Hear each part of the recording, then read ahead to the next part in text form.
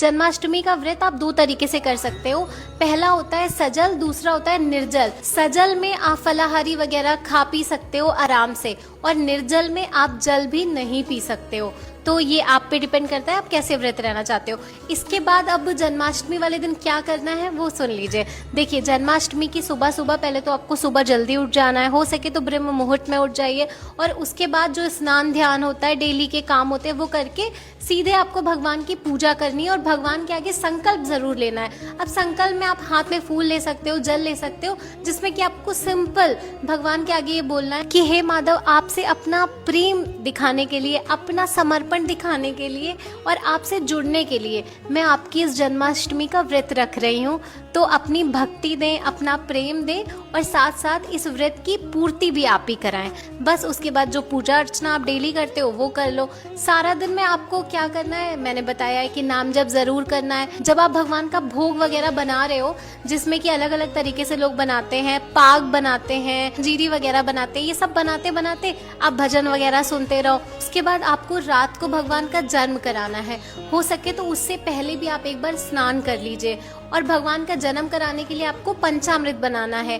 पंचामृत ले लीजिए, तुलसी दल ले लीजिए, जो भोग है वो सारी सामग्री रख लीजिए, फल फूल जो भी चीजें आप भगवान को अर्पित करते हो वो सारी चीजें रख लो, चंदन रख लो, रोली बना लो, चावल रख लो। और जैसे ही 12 बजे, क्योंकि भगवान का जन्म मध्य रात्रि में हुआ है, तो ठीक 12 बजे आपको अगर स्वीटेबल लगे तो आप खीरा काटो। कुछ लोग वहाँ पर कद्दू भी काटते हैं, क्योंकि ये एक रिचुअल है जो ये भावना प्रकट करता है कि इसको काटने का मतलब है कि गर्भ से भगवान बाहर आ रहे हैं, मतलब भगवान जन्म ले रहे हैं। तो आप कर भी सकते हो अगर आपके यहाँ होता है, और नहीं होता है तो भी कोई बात नहीं।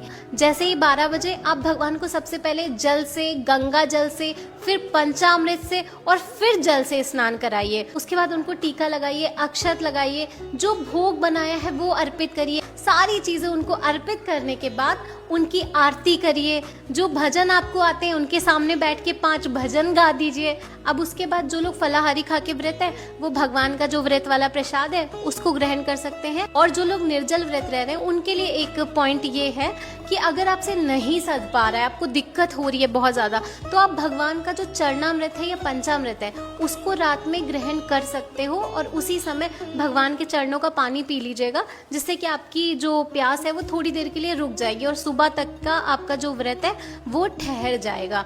बाकी अगर आप नहीं पी रहे हो, कोई दिक्कत नहीं हो रही है, तो आप आराम से निर्जल रहो। दूसरे दिन सुबह सूर्योदय के बाद, पूजा करने के बाद प्रसाद खा के अपने व्रत का पारण कर लीजिए। बहुत सिंपल है।